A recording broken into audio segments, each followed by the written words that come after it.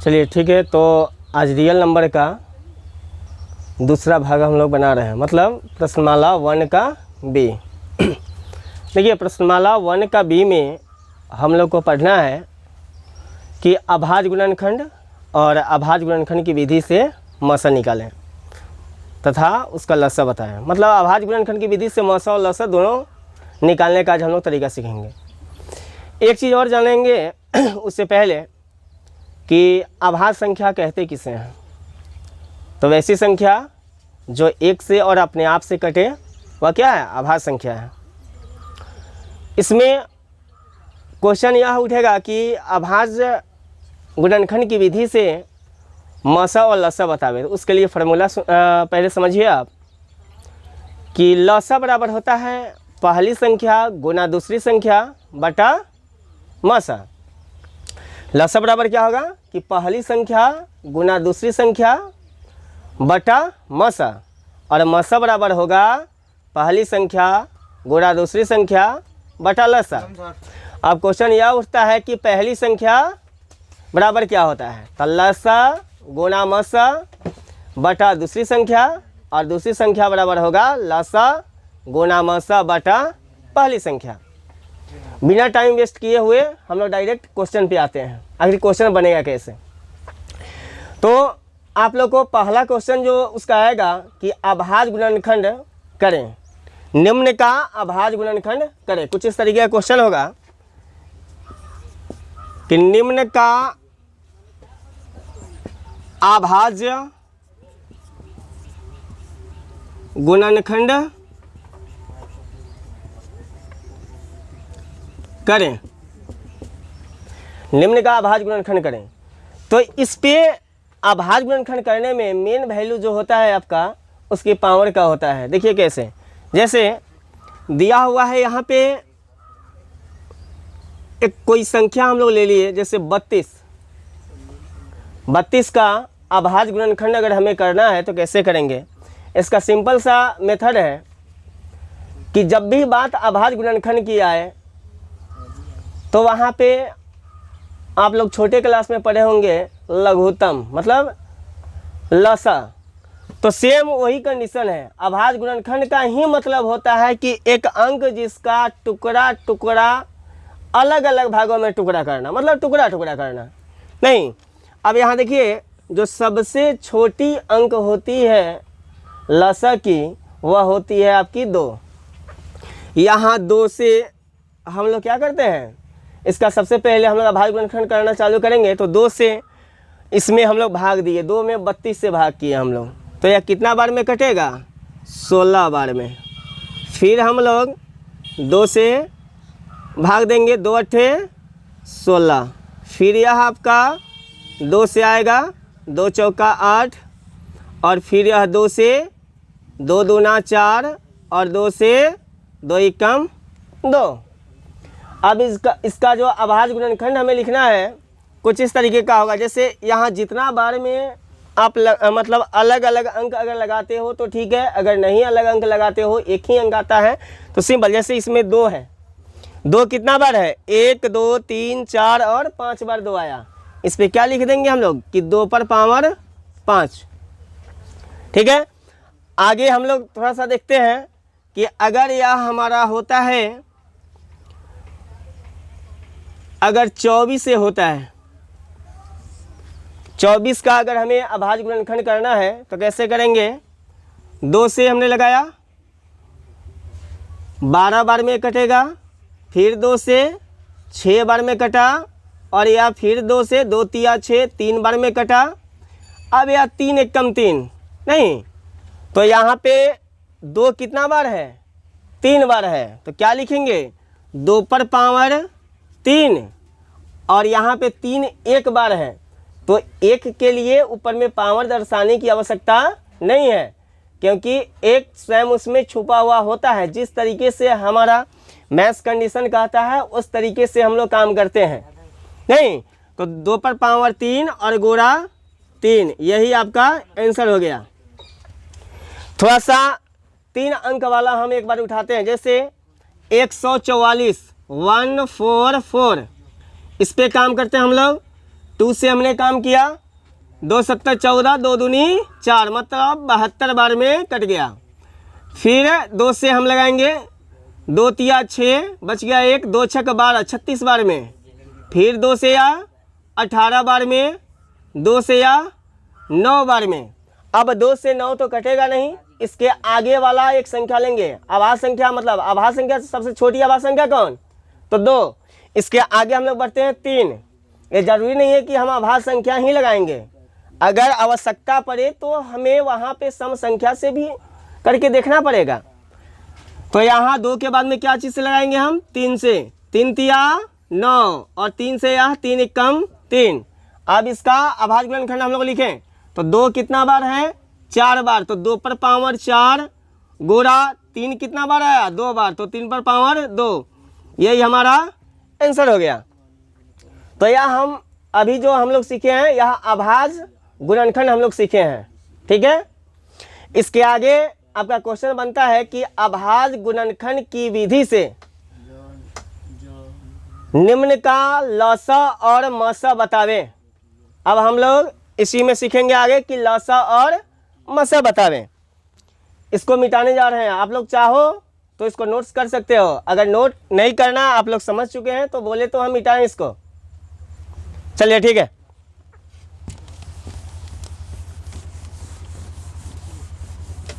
अब हम लोग देखेंगे कि आभाज्य गुणनखंड से मसा और लसा, आभाज्य गुणनखंड से लसा और मसा बतावे। लसा का मतलब लघुत्तम समापवर्त और मसा का मतलब महत्तम समापवर्त। जैसे 2 कोई अंक हम लोग ले लिए, जैसे मान लीजिए कि हमने यहाँ पे लिया 20 और 18। चलिए यही 2 अंक उठाते हैं, पहले छोटा अंक उठाते हैं ताकि यहाँ आप लोग बिल्कुल समझ जाओ। अब इसमें जो हम लोग काम करेंगे कि दोनों अंकों का आभाज्य गुणनखंड सबसे पहले करेंगे। अब चलिए 20 का आभाज्य गुणनखंड करना चालू करते हैं। 2 से हमने काम किया, 2 दहा 20, 2 से 2 पच्चे 10 और 5 एकम 5। फिर 18 का हम लोग करते हैं, 2 नवा 18 और 3 तिया 9, 3 एकम 3। पहले हमने 20 का आभाज्य गुणनखंड किया या 18 का, मतलब ये नहीं बनता है, आप इसमें से किसी को भी आप लिख सकते हो। तो आभाज्य गुणनखंड पहले हम लोग कर लिए इसका, अब लिखना चालू कीजिए। तो 2 गोरा 3 3, तो 3 गोरा 3। फिर 20 का लिखिए आप नीचे इसके, 2 गोरा 5। अब देखिए इसका मसा हम लोग निकालते कैसे हैं। तो ये दोनों अंक का जिसका हम लोग आभाज्य गुणनखंड किए हैं, उसमें से आभाज्य गुणनखंड के बाद में जब हम लोग इस ऐसे सजाते हैं इसको, या बिल्कुल नॉर्मल मेथड है, किताबी भाषा आपका कुछ अलग कह रहा है तो उस पर हम लोग ये नहीं जाएंगे। सबसे पहले हमें काम से मतलब है ना। तो इसमें ये दोनों का हमने सबसे पहले आभाज्य गुणनखंड किया। फिर जो अंक गुणनखंड करने में हमें लगा उस अंक को हमने ऐसे सजा दिया। सजाने के बाद में सबसे पहले ये दोनों अंक में ऊपर, ए ऊपर वाला हो गया, ए नीचे वाला, ये दोनों पद, तो इन दोनों में जो मिल जाएगा, जैसे यहाँ पे ऊपर में 2 है नीचे भी 2 है, तो ये दोनों 2 मिल गए। बाकी का ऊपर में 3 नीचे 2, यहाँ 3 5, मतलब कोई भी नहीं मिल रहा है। ऊपर से ऊपर हम लोग नहीं मिलाएंगे या नीचे से नीचे नहीं मिलाएंगे, सिर्फ एक मिला। और जो मिल जाता है, जो भी अंक मिलता है वही हमारा मसा बन जाता है। तो यहाँ मसा बोल रहा है कि लसा और मसा बतावे, तो यहाँ पे मसा बराबर हमारा क्या हो गया, मसा बराबर हो गया 2। अब लसा इसका हमें निकालना है। तो लसा निकालने के लिए हमें करना क्या होगा कि जो हमारा मसा होता है, यानी कि जो भी संख्या मिली हुई होती है उसमें से एक संख्या पहले बाहर करेंगे। तो एक संख्या हमने बाहर किया, बाकी का जो नहीं मिला हुआ है, मिल गया है, अगर जितना अंक आपको मिले, यहाँ एक बार मिला है, हो सकता है कि आगे वाले क्वेश्चंस में 2 मिल जाए, 3 मिल जाए, ऐसे मिल सकता है। तो उसमें से लसा निकालने के लिए सिर्फ एक ही अंक निकालेंगे। यहाँ पे 2 और 2 मिला, ऊपर नीचे एक बार मिला है, तो यहाँ से हमने एक ही बार 2 निकाला है। 2 निकाला, जो नहीं मिला हुआ है उसको सीधा क्या करेंगे, साथ में गुणा करेंगे। तो गुणा 3 गुणा 2 गुणा 5, सबको अब गुणा कर देंगे। 2 तिया 6, 6 तिया 18 और 18 दूना 36 और 36 पच्चे होता है 180। आप जिस तरीके से गुणा करो इसका, आप कोई भी मेथड लगा सकते हो। जैसे 2 तिया 6, 6 तिया 18, 18 पच्चे 90 और 90 दूना 180, मतलब जैसे आसान तरीका आपको लगे। नहीं, अगर आपको 36 का पहाड़ा याद नहीं होगा तो क्या करोगे, कोई आसान तरीका करोगे या अलग में गुणा करके आप निकालोगे। तो इसका क्या गया, 180 ये आया। तो 180 जो है हमारा लासा निकल के आ गया। तो लासा बराबर आ गया 180 और मासा बराबर 2। तो अभाज्य गुणनखंड की विधि से यही हमारा लासा और मासा है, निकालने का यही तरीका है। ठीक है, आगे एक क्वेश्चन उठाते हैं कि यहाँ पे हम देते हैं 30, इसको मिटा देते हैं। आप लोग तो समझ चुके हैं, अगर नहीं समझे हैं तो एक क्वेश्चन और लेते हैं। या आप किताब से कोई 3, जैसे इसके साथ में 3 अंक भी हो सकता है, तो 3 अंक पे भी आप काम करके एक बार हम लोग बता दे रहे हैं कि 3 अंक पे कैसे मासा और लसा दोनों निकाले जाते हैं। क्लियर? किसी को दिक्कत है? 3 अंक वाला आप एक बुक से कोई क्वेश्चन बोल दो, आप कोई भी क्वेश्चन 3 अंक वाला एक बोल दो। जो 3 अंक दिया हुआ है उसका अभाज्य गुणनखंड से लसा निकालना है। क्या है? 6, 72, 120, मतलब 6, 72 और 120। जैसे हम लोग 2 अंक पे काम किए हैं, सेम 3 अंक पे भी काम करना है। ध्यान रहे कि अगर हम लोग मौसा या लौसा निकाल रहे हैं अभाज्य गुणनखंड की विधि से, और उसमें अगर कोई भी अंक नहीं मिल रहा है, जैसे 2, 3, 4, 5, 6 ऊपर नीचे कोई भी नहीं मिल रहा है, जब नहीं मिल रहा है तो इसका मतलब क्या होगा, मौसा 1 होगा और लौसा निकालना होगा तो पूरे को गुना कर देंगे। क्लियर है? क्योंकि लास्ट में हम लोग 1 पे ला के छोड़ते हैं ना, तो इसलिए मौसा क्या हो जाएगा 1। तभी तो एक वीडियो में हमने कहा है कि मौसा की सबसे छोटी इकाई जो होगी वह 1 होगी और लसा की सबसे छोटी इकाई 2 होती है। क्लियर? लसा 2 से छोटा नहीं होता और मौसा 1 से छोटा नहीं होता। चलिए देखिए 6 का सबसे पहले हम लोग अभाज्य गुणनखंड करते हैं। 2 से हमने काम किया, 2 तिया 6 और 3 कम 3, यही एक बार में कटा। इसी एक को हमने बोला है कि अगर कोई भी अंक नहीं मिले अभाज्य गुणनखंड के दौरान तो उसका मौसा हमारा क्या होता है 1, क्योंकि लास्ट में सबका 1 आता ही आता है, इतना है। ठीक है, अब 72 का आप लोग निकालिए, 72 का। 2 से 36, 2 से 18, 2 से 9, 3 से 3 और 3 से 3 कम 3, 120 का निकालिए। 2 से 60, 2 से 30, 2 से 15, 3 से 5, क्योंकि एक एक स्टेप बढ़ते हैं। 2 के बाद में 3 होता है, 3 के बाद 4 होता है, फिर 5 होता है। डायरेक्ट आप 5 से 5 या 15 नहीं करोगे। तो 3 अब जा करके क्या होगा, 5 कम 5। अब क्या करते हैं, इस सबको सजा लेते हैं पहले, ताकि हम लोग को मौसा और लसा ढूंढने में आसानी हो। ठीक है, और एक दूसरी विधि क्या है कि दोनों में मिला लेते हैं कि कौन कौन आएंगे। जैसे यहाँ पे 2 है, 3 है, इसमें भी 2 और 3 है, इसमें भी 2 और 3 है, 5 नहीं है। तो 2 और 3 है तो 2 गुणा 3 क्या होता है 6। इसका मौसा सिंपल 6 आ गया। ये भी तरीका है कि सबका अभाज्य गुणनखंड करने के बाद में देख लीजिए कि कौन कौन सा अंक हमें मिल रहा है। जो भी अंक मिल रहा है तीनों में, 3 में हो तो 3, 2 वाला हो तो 2, जो भी अंक मिलेगा उसे हम लोग क्या करेंगे, बाहर एक एक निकाल लेंगे। जैसे इसमें 2 मिल गया, इसमें भी 2, 2, 2 मिल गया, तो 1, 2 बाहर हमने किया। इसमें 3 देखिए, 3 यहाँ भी है, 3 यहाँ भी है, 3 मिल गया, तो यहाँ 3 हमने निकाला। 2 तिया 6, इसका मौसा 6 होगा। लेकिन सजा करके हम लोग पहले सीखा है, सजा करके, तो सजा करके देखते हैं। जो भी हमने अभाज्य गुणनखंड किया है उसको सजा के देखते हैं।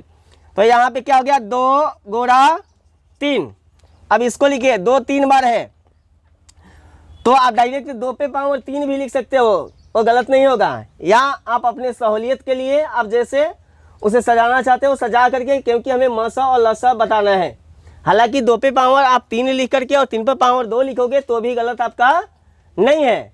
ऐसा नहीं है कि वैसा आप करोगे तो गलत होगा, या ऐसा नहीं है कि 2 को 3 बार यहाँ लिखोगे तो गलत होगा, ऐसा कुछ भी नहीं। तो यहाँ पे हमने लिखा 2 गुणा 2 गुणा 2 गुणा 3 गुणा 3। फिर इसको लिखिए 2 गुणा 2 गुणा 2 गुणा 3 गुणा 5। अब चलिए हम लोग मिलाते हैं। यहाँ पे ये 2 मिल गया, ऊपर में भी 2, नीचे भी 2, यहाँ भी 2, ये हमारा मिल गया 2। देखिए 2 मिल गया, एक 2 को हमने बाहर कर लिया। यहाँ पे 3, देखिए 3 भी मिल गया हमारा, इस 3 को हमने बाहर किया। अब ऊपर में 3 नीचे 5, ये 2 2 2 2 ये चीज दिया हुआ है, ठीक है। तो हम क्या करेंगे, 2 में 3 से हम लोग गुना किए, 2 तिया 6, मसा हमारा कितना आ गया 6 आ गया, मसा बराबर। अब हम लोग लसा निकालेंगे, तो लसा में ये तीनों जो मिला है वो तो लिखेंगे ही लिखेंगे। तो 2 गुणा 3। अब ध्यान दीजिए, इन 2 में जो मिल रहा है, ये 2 में यहाँ क्या मिला, यह 2 मिल गया, तो इसमें से 1 2 निकालेंगे। यहाँ भी ये 2 मिल गया क्या, 1 2 हम निकालेंगे। फिर देखो ये 3 और 5 ये अलग अलग है, तो यहाँ पे गुणा करेंगे 3 और यहाँ गुणा करेंगे 5, सबको गुणा कीजिए। 2 तिया 6, 6 दूना 12, 12 पच्चे 60 और 60 दूना 120 और 120 तिया मतलब 12 तिया 36, 360 या 360। यही हमारा आंसर बनता है। मसा बराबर हो गया 6 और लसा बराबर 360। क्लियर है। तो अभाज्य गुणनखंड की विधि से आप लोग लसा और मसा निकाल लेंगे, इसमें डाउट तो नहीं है। चलिए एक हम फार्मूला बताए हुए थे आपको कि मसा बराबर पहली संख्या गुना दूसरी संख्या बटा लसा। अब कोई संख्या दिया हुआ ठीक है, मान लो कि हमारा यहाँ पे 70 दे देवे और एक 72 दे देवे, ठीक है। तो 70 और 72 दे दिया। अब तो एक हो गया पहली संख्या, दूसरा हो गया दूसरी संख्या, बट्टा में लसा, तो दोनों का गुणज बराबर कुछ अगर दिया हुआ है, ठीक है, तो क्या निकालोगे आप, मसा पूछेगा तो मसा बराबर पहली संख्या गुना दूसरी संख्या बटा लसा। क्लियर है। तो 1 का बी, रियल नंबर में 1 का बी जो है कि चैप्टर यहीं पे आपका क्लियर हो गया, ठीक है। और बार बार एक ही चीज़ बोलते हैं, आप लोग ज़्यादा से ज़्यादा वीडियो को देखें, समझें, और नहीं समझ में आए तो आप क्वेश्चंस कर सकते हैं। इस पर आप कमेंट करके बताएं जो चीज़ समझ में नहीं आता है। जितना हो सके आप वीडियो को देखें, लाइक करें और सब्सक्राइब करें।